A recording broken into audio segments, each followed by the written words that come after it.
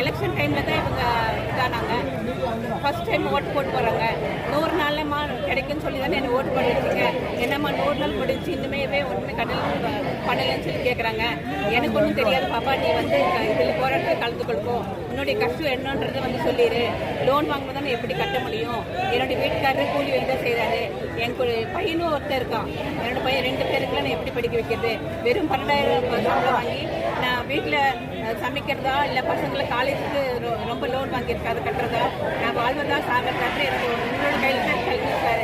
நீங்கள் வந்து கருணை காட்டி இந்த 17 ஆசிரியர்களை நிரந்தரம் பண்ணுறதுக்கு வேண்டி நாங்கள் ஊர்லேருந்து வந்திருக்கோம். தமிழ்நாடு நீலகிரி மாவட்டம் வந்திருக்கோம். ஏதோ நாங்கள் போகிறதுக்குள்ளே எங்களுக்கு ஏதாவது செய்வீங்கன்றது நம்பிக்கையோடு வந்திருக்கோம். தயவு செஞ்சு ஏதோ பண்ணி கொடுங்க. ஆமாம், எந்த ஒரு வேலையுமே எந்த வேலைக்கு போக முடியாது. ஏன்னா எங்களுக்கு பாதி நேரம் தான் இந்த வேலை செய்கிறோம். அடுத்த பாதி நேரம் எங்களுக்கு எந்த வேலைக்கு சேர்த்துறதில்லை. அதனால கூலி வேலைக்கு தான் போகணும். காட்டில் போய் சப்பாட்டில் வெறும் 200 ரூபாய் கிடைக்குது. அந்த 200 ரூபாய் காசு வச்சு என்ன பண்ண முடியும்? ஒரு நாள் குழம்புக்கே பத்தாது, சரிங்களா? 200 ரூபாய் கூலி காசு ஒரு நாள் சமைக்கிறதுக்கு பத்தாது.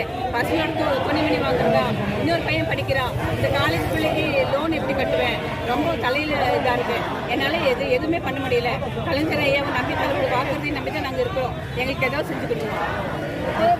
பேர் லட்சுமி டீச்சர், நீலகிரி மாவட்டம்.